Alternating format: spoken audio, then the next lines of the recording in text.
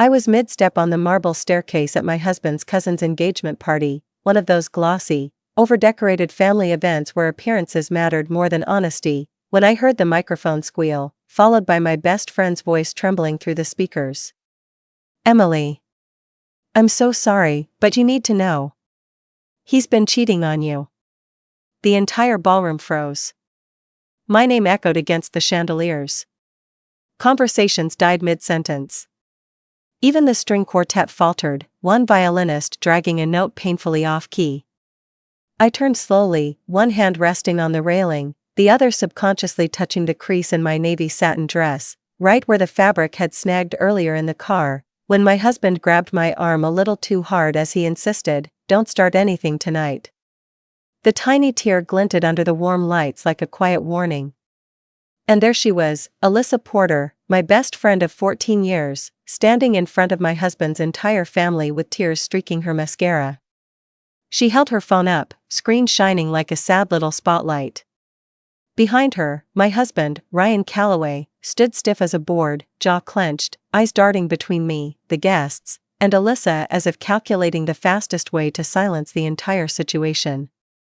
His mother, Donna, pressed a hand to her chest and muttered loudly enough for the nearest table to hear, "This is humiliating." Emily should have kept her marriage problems private. But I hadn't said a word. Not yet. Because Alyssa wasn't done. She drew in a sharp breath and whispered into the mic, "I found the messages. I didn't know how else to protect you." Gasps rippled across the room. Someone dropped a champagne flute. It shattered near the dance floor, the sound slicing through the tension like a blade. My husband whispered through clenched teeth, "Alyssa, turn off the mic. Now." But she took a step back, refusing to let him close the distance. I walked toward them slowly, heels clicking steadily, the murmur swelling around me like a rising tide. My heart wasn't racing. My palms weren't shaking. All I felt was a sharp, icy clarity cutting through the noise. When I reached the center of the room, people instinctively pulled back, forming a wide circle, hungry for spectacle yet terrified of being too close to the blast zone. Alyssa's voice cracked. "Emily, say something. Please." Everyone waited. My husband swallowed hard, sweat beading at his temple. His tie was crooked. His shirt slightly wrinkled. Small details, but details I registered with surgical calm. He never looked like this, never off his polished game. Whatever he feared I'd say, he had reason to. I looked at Alyssa first. My friend. The one who should never have had to be the one to say this out loud. Then I looked at Ryan. Then I faced the room. And with one quiet sentence, steady, measured, intentionally devastating, I made both of them freeze. "Alyssa, sweetie, you told them about the affair. But you didn't tell them whose affair it really was." The entire room inhaled sharply. My husband's face drained of color. Alyssa's fingers trembled around the phone. Donna let out a choked sound that was half gasp, half indignation. I let the silence stretch, just long enough for confusion to turn into raw fear. Then I added, almost gently, "Should I tell them, or would you prefer to?" Alyssa's eyes widened. Ryan's lips parted, but no sound came out. Guests were whispering frantically now. Cameras discreetly lifted. People were leaning forward in their chairs, desperate to catch every word. And right there, right in the middle of that suffocating tension, I turned slightly toward the viewers of this story and asked softly, "If you were standing where I stood, surrounded by people waiting for you to explode, what would you say next? Would you expose them right here, or hold it for later? Because trust me, you're going to have an opinion." I straightened my shoulders. "All right," I said, locking eyes with my husband. "Let's begin." And the room braced for impact. The moment that single sentence left my mouth, "You didn't tell them whose affair it really was," the ballroom changed shape. Conversations didn't just stop, they collapsed. You could almost hear the collective pulse of 200 people skip. Alyssa's mouth opened, then closed, like she was trying to swallow something too big to admit. Ryan stepped forward an inch, as if proximity could somehow regain control. His shadow overlapped mine, shaky from the tremble in his posture. "Emily," he hissed under his breath, "don't twist this. Not here. Not tonight." I didn't look at him. "Not yet." Power shifts are most effective when delivered with precision, not noise. Instead, I kept my gaze locked on Alyssa. Her mascara-streaked cheeks glistened under the chandelier light, her hands gripping her phone so hard the pop socket bent. I could see it now, she hadn't expected this. She thought she was protecting me, delivering a brutal truth before it hit me from someone else. But she didn't know the full truth, not the version I'd quietly gathered over the past weeks while keeping my emotions stitched under my ribs. The circle around us widened. People who had been pretending to sip cocktails now held their glasses suspended mid-air, forgotten. One of Ryan's cousins whispered, "Wait, was it her? Or someone else?" Another murmured, "Whose affair? What does she mean?" Everything inside me was steady, professionally calm, like the controlled silence before a boardroom vote that everyone knows will shatter the company. It's funny what leadership teaches you: posture is currency, timing is leverage, and silence, strategic silence, can be more devastating than accusations. I finally turned to Ryan. His jaw flexed. You're making a spectacle." "No," I said calmly. "I'm answering one." Donna stepped closer, clutching her pearls like she'd rehearsed the motion for moments exactly like this. "Emily, sweetheart, we don't air these things in public. Let's go upstairs, talk privately. Don't ruin this night for everyone." There it was, family reputation first. Truth somewhere down in the basement, taped up and ignored. I tilted my head. "Donna, your son had months to worry about ruining nights. I've had 5 minutes." Her face pinched. Ryan tried again, voice wobbling between anger and desperation. "Can we just go somewhere quiet? You're confused." The word confused made a few guests wince. Gaslighting in real time has that effect, it creates secondhand embarrassment you can feel in your teeth. Before I could answer, Alyssa inhaled sharply. "Emily, don't make me out to be the villain. I told you because I care about you." "You told me," I said evenly, "because you were part of it." Her breath hitched. A ripple went through the crowd, chairs shifting, heels scraping against marble, someone whisper shouting "no way" with the urgency of a plot twist. I watched Alyssa stumble backward a step, her grip loosening on the phone. I wasn't part of anything. I just found the messages. I'm trying to help you." I paused. Patience is a scalpel in moments like this. "Then maybe," I said softly, "you should explain why your bracelet, your monogrammed gold bracelet, was photographed on the hotel nightstand in the same room where those messages were sent." It was as if the ceiling cracked. Alyssa froze. Ryan's eyes went wide with a panic he couldn't hide fast enough. "And Donna?" she whispered, a bit too loudly, "Lord have mercy." Alyssa's voice faltered. I don't know what photo you're talking about." "Of course you do," I replied. "You posted that bracelet 3 days ago. Same scratch near the clasp. Same initials. And the same hotel lamp in the corner of the shot in the messages Ryan thought he deleted." Shock turned into tiny, vicious thrills of gossip across the room. Ryan finally burst. "Emily, stop it. That's not what it looks like." But I raised a hand, just one, and he actually fell silent. "Not yet," I said. "We're still at the beginning." People were leaning in now. They didn't blink. Alyssa's lips trembled. "Emily, please." I stayed completely still. "You and Ryan weren't careful. Affairs never stay clean. And you should both know, this isn't the first breadcrumb I found." Her shoulders shook. And Ryan whispered, "Emily, don't do this." I looked at him with a steady calm I'd cultivated through years of boardroom battles. "You did it," I said. "I'm simply narrating." Before either of them could talk themselves into another lie, Ryan's uncle, trying too hard to diffuse the tension, cleared his throat. Maybe we should all sit down and take a breath. No, I said. Because I haven't even shown the second thing I found. Alyssa's knees buckled. Ryan flinched like the floor suddenly tilted. The room pulsed with dread. And I knew exactly where part 2 needed to end, right on the edge of pressure, just shy of the proof. So I smiled politely and said, "Let's continue." Alyssa's breathing turned shallow, ragged little inhales like she was trying to pull air through cement. Ryan looked worse, pale, sweating, shifting his weight as though every inch of the ballroom floor had become hot metal. The guests didn't dare move. Even the staff had frozen mid-task, one waiter still holding a tray of mini crab cakes that trembled in his grip. I could feel the entire room bracing for whatever came next. "I haven't shown the second thing I found," I repeated, letting the words settle like dust on glass. Alyssa backed up until her shoulder hit the edge of the dessert bar, rattling the glass plates stacked on top. "Emily, please, not like this."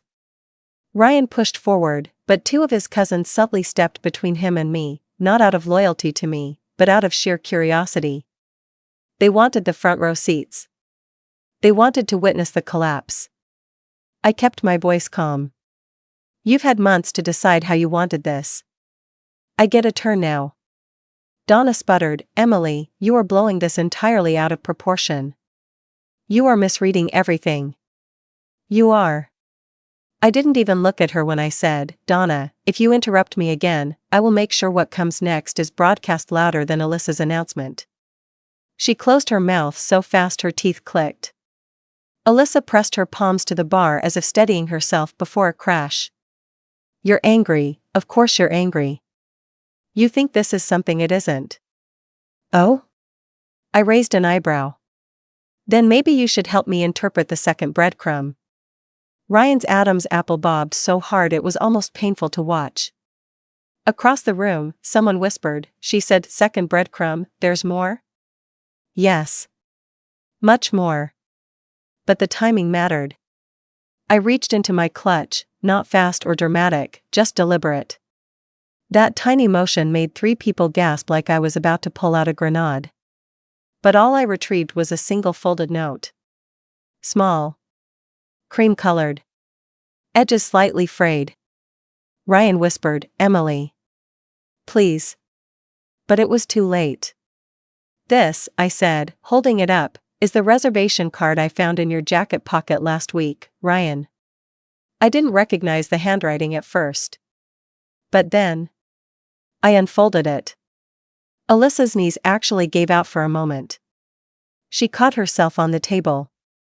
"I remembered that I pointed at her, "write your E's with that little upward flick at the end. I've seen it for years. Grocery lists. Sticky notes.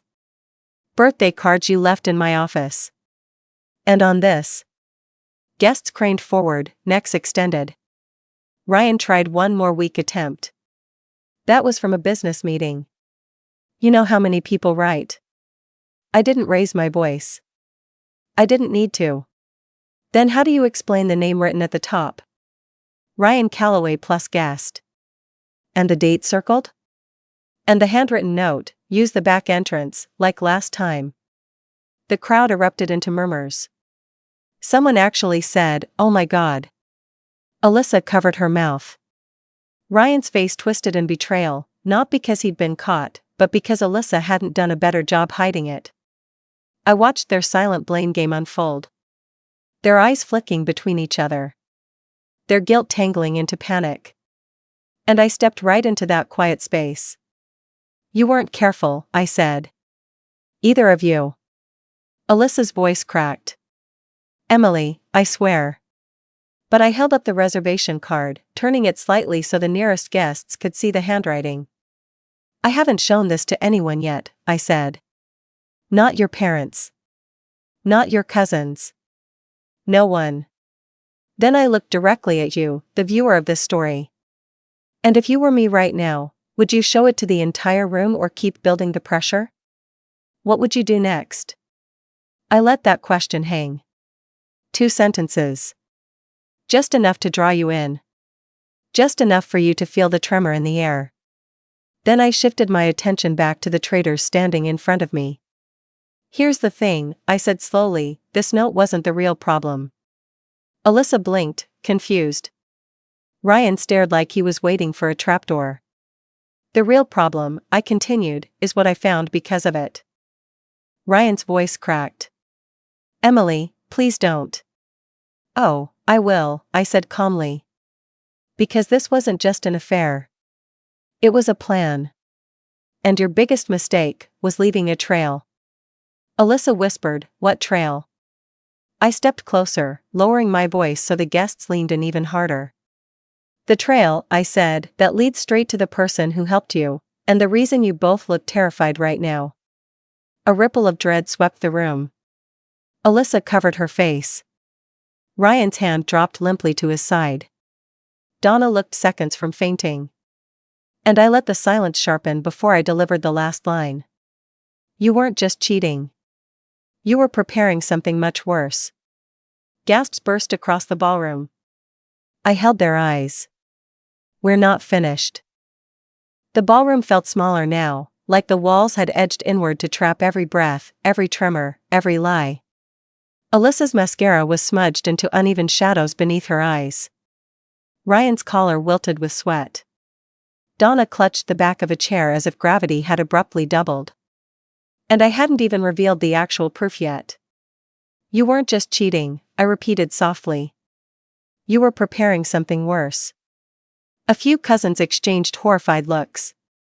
One aunt, notorious for inserting herself into every whisper of family drama, actually sank into her seat as if this was too much even for her. Ryan shook his head, voice trembling. Emily, whatever you think you found, it's not what you think. That line. That classic, desperate, unimaginative line. I know exactly what I found, I replied. I held the reservation card between two fingers, almost gently, like it was just another piece of stationery instead of the fuse that had just lit the entire room on fire. Then I slipped it back into my clutch, because the real weapon wasn't paper. It was what the paper had led me to. Let me walk you all through this, I said, turning slightly so the guests formed an involuntary semicircle, an audience at a cruel, elegant theater. A reservation card with Alyssa's handwriting. A hotel lamp in a photo. A bracelet identifying the guest. These would have been enough for most people. But I'm not most people. A few people murmured. Ryan visibly flinched. See, I continued, when I found the reservation card, I didn't scream. I didn't confront. I didn't cry. I scanned the QR code printed at the bottom. A collective gasp, because the QR code was tiny, barely noticeable. Alyssa's face drained. She knew exactly what that QR code linked to. It led me, I said, to the hotel's automated receipt portal. All I had to do was type in the name and date. Ryan's lips parted. Emily, stop. But I wasn't speaking to him anymore. I was addressing the truth hanging above us like a chandelier on a fraying chain. The portal showed me the charges associated with that room. 2 glasses of wine. A late checkout.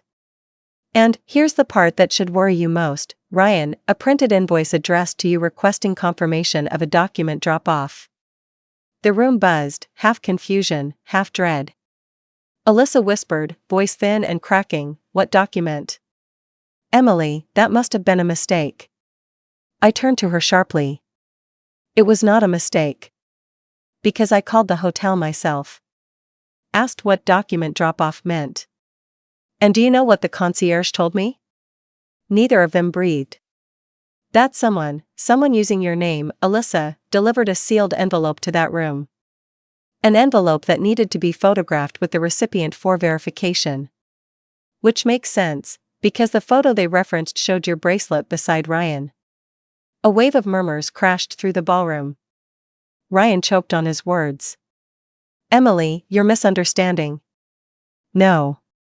I'm understanding perfectly. I took one slow step forward, the hem of my dress brushing against the polished floor. What you both didn't expect, I said, was that the hotel keeps digital backups of those verification photos. Alyssa's knees actually buckled again. Ryan grabbed the back of a chair for support. And when I asked the concierge to forward that verification image, I continued, voice steady as steel, do you know what I saw? No one moved. Not one breath escaped the room. I said, a man who wasn't my husband. The guests jolted. Ryan blinked in stunned confusion. What? What are you talking about? I nodded slowly, never breaking eye contact. That's right. The man in the photo was not you, Ryan. Which means? I turned toward the crowd, sweeping them with a calm, devastating look. This wasn't just my husband's affair. It was a triangle. My husband.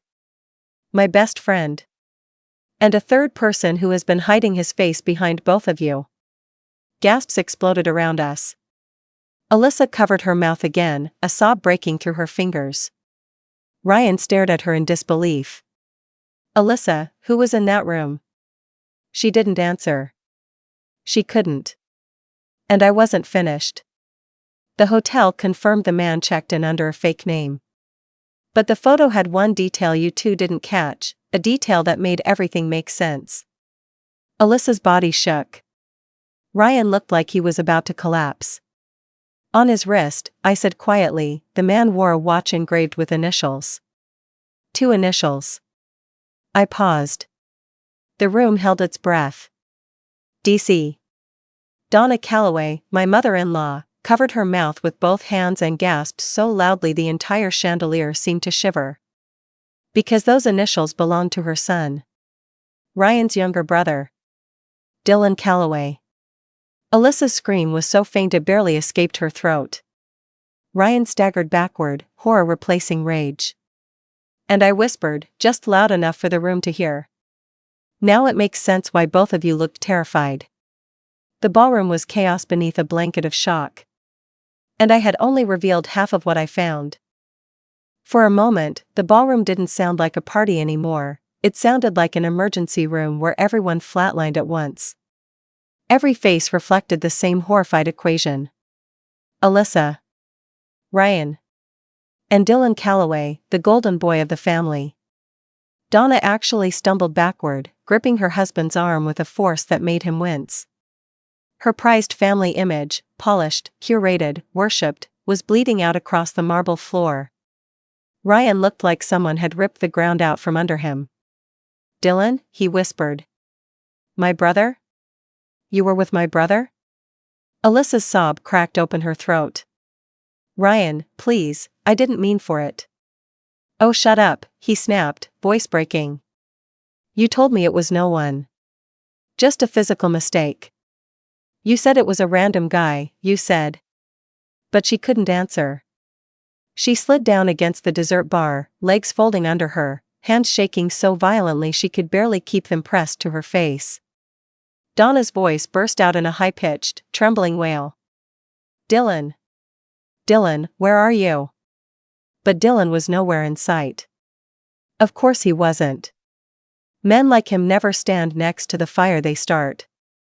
They wait until the smoke clears, then pretend to be firefighters.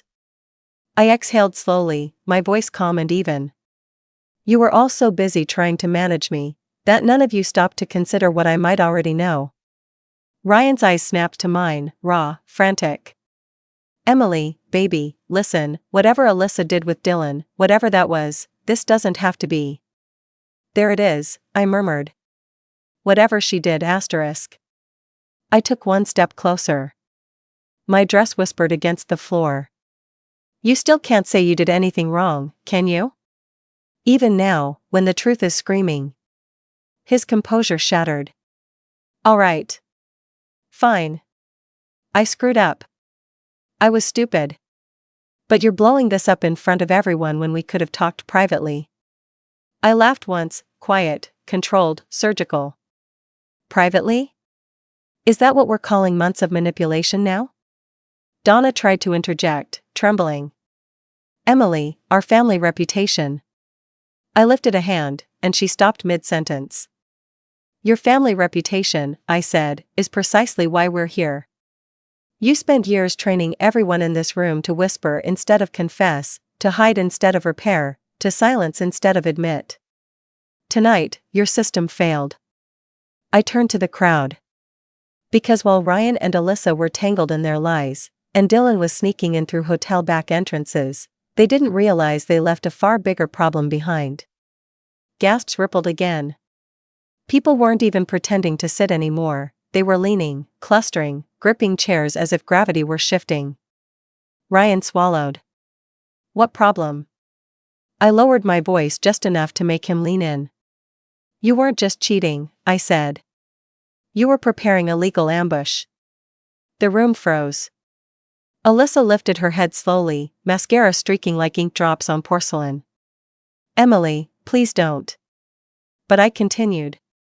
2 weeks ago, I received a call from an attorney, one I didn't hire. He asked if I wanted to move forward with a document Ryan supposedly submitted on my behalf. A few guests made sharp, horrified sounds. Ryan's face warped. Emily, I didn't. It was a petition, I cut in, to transfer partial ownership of my business shares to a marital trust. Donna gasped so loudly she choked. Ryan. You told us she agreed to that. My lips curled in a sharp smile. She didn't tell you, I said, that I recorded the attorney's voicemail. The one where he said Ryan and the friend who assisted with paperwork had already delivered everything to him. The one where he described Alyssa by name. Alyssa sobbed harder. Ryan looked ready to vomit. Emily, that's not what. You and Alyssa forged the signature, I said plainly. Dylan delivered the document to the hotel so you could photograph it beside Alyssa's bracelet to prove she was the witness. Then you mailed the copy.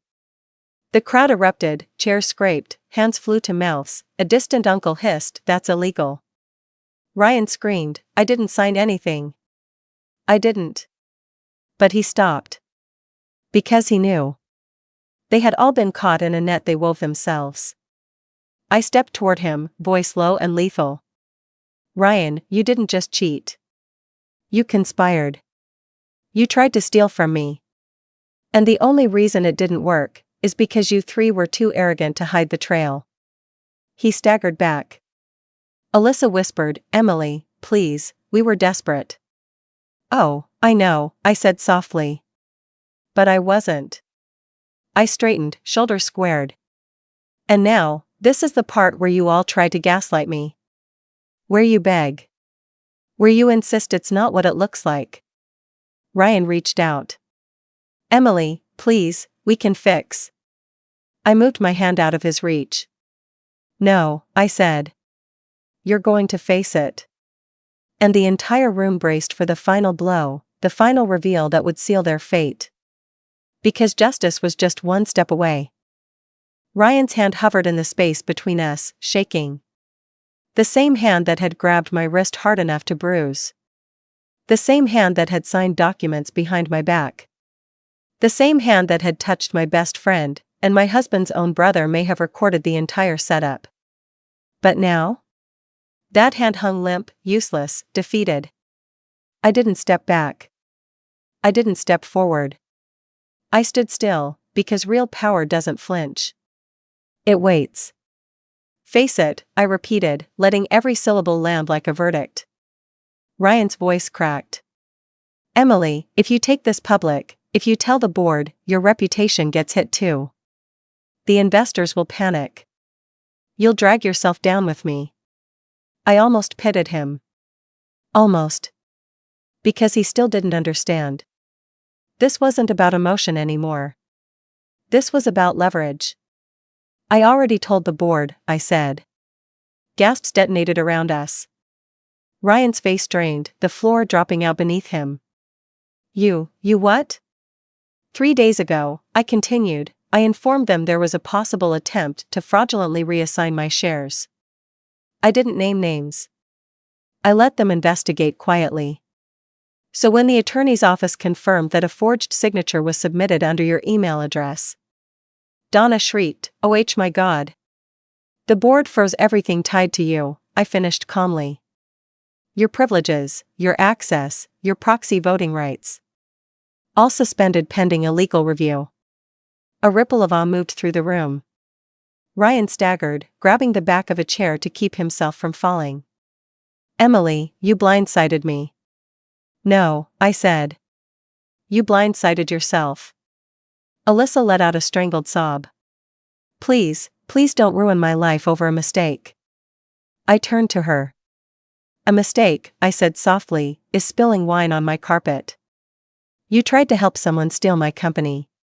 She broke down completely, collapsing into Donna's arms. Donna shoved her away like her touch was poison.